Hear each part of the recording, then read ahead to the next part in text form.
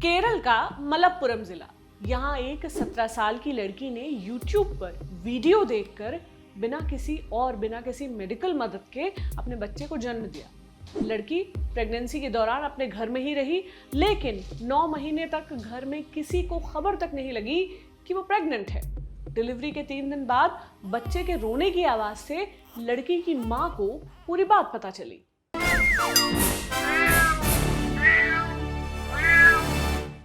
हाय, मेरा नाम प्रतीक्षा है और आप देख रहे हैं ऑर्डिनरी की खास पेशकश में आऊं और सोच रहे होंगे कि आज मैं ये कैसी खबर आपके लिए लेकर आ गई।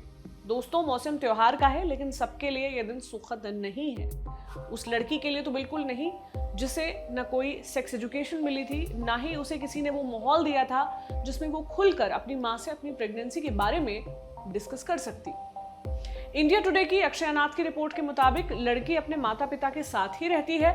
उसकी मां देख नहीं सकती और पिता बतौर सिक्योरिटी गार्ड काम करते हैं। इस वजह से ज्यादातर वक्त वो घर से बाहर रहते हैं। लड़की अपने पड़ोस में रहने वाले 21 साल के लड़के के साथ रिलेशनशिप में थी।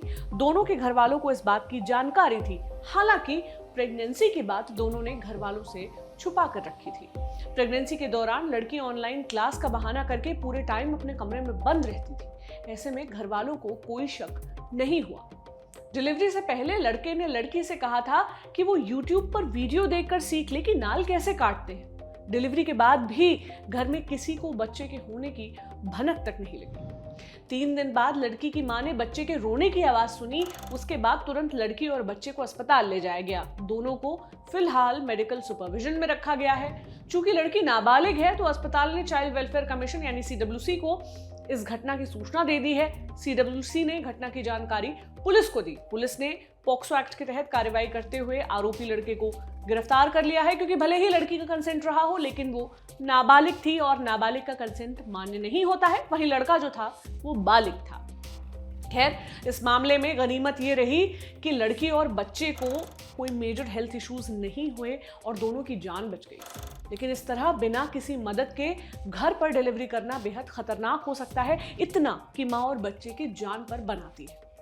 अब आप कहेंगे कि कौन से दौर में जी रही हो, आजकल कौन घर पर बच्चे डिलीवर करता है, सब अस्पताल चले जाते हैं। मगर ऐसा नहीं है। पिछले साल की बात है, कोरोना वायरस लॉकडाउन के बीच मेरे ही घर में काम करने वाली जो मेरी हाउस हेल्प थी, उनकी डिलीवरी होने वाली थी।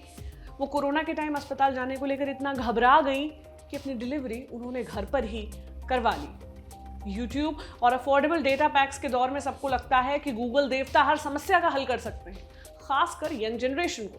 लेकिन ये प्लास्टिक की बोतलों से गमले बनाने या वेस्ट कार्डबोर्ड से खिलौने बनाने जितना आसान नहीं है।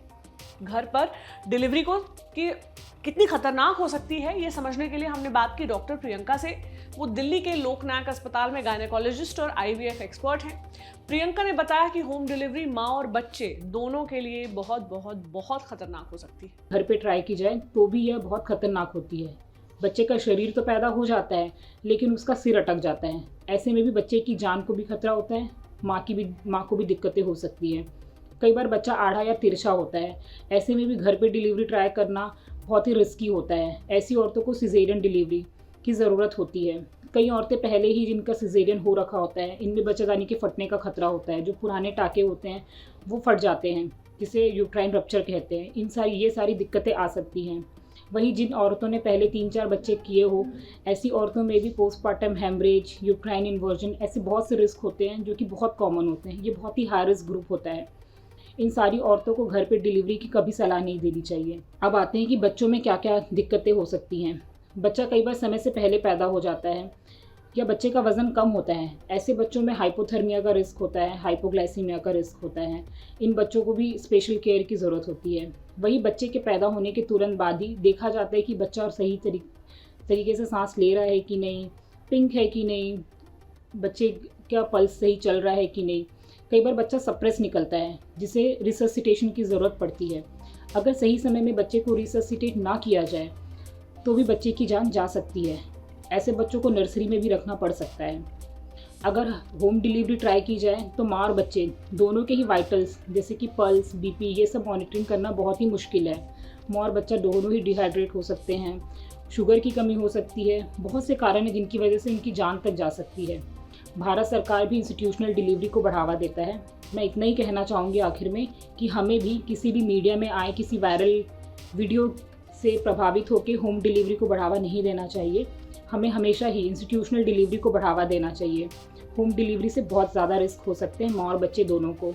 माँ और बच्चे दोनों की भलाई के लिए इंस्टीट्यूशनल डिलीवरी सेफ होती है। आपको बता दूं कि इंस्टीट्यूशनल बर्थ यानी अस्पतालों में डिलीवरी को प्रमोट करने के लिए सरकार की तरफ से जननी सुरक्षा योजना और जननी शिशु सुरक्षा कार्यक्रम चलाए जाते हैं। इसके तहत अस्पतालों में डिलीवरी करवाने वाली महिलाओं को और उन्हें अस्पताल तक लेकर जाने वाली ANM या आशा कार्यकर्ताओं को केंद्र सरकार की तरफ से इंसेंटिव मिलता है और इसके प्रति महिलाएं अवेयर हो सके, इसके लिए आशा वर्कर्स जो हैं वो घर घर जाकर लोगों को अस्पताल में डिलीवरी के फायदे भी समझाती हैं।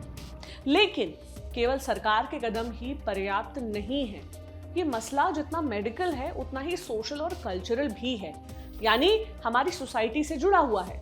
अगर हम 13-14 साल की उम्र में बच्चों को प्रॉपर सेक्स एजुकेशन देंगे तो वो समझ सकेंगे कि नाबालिग उम्र में सेक्स और प्रेगनेंसी से क्या नुकसान हो सकते हैं। अगर हम किशोरों को प्रोटेक्टेड सेक्स के बारे में बताएंगे तो वो जान सकेंगे कि एक समय के बाद अगर वो फिजिकल या सेक्सुअल रिलेशनशिप्स रखते भी हैं तो उन्हें रखने का एक स्वस्थ और सेफ तरीका भी है।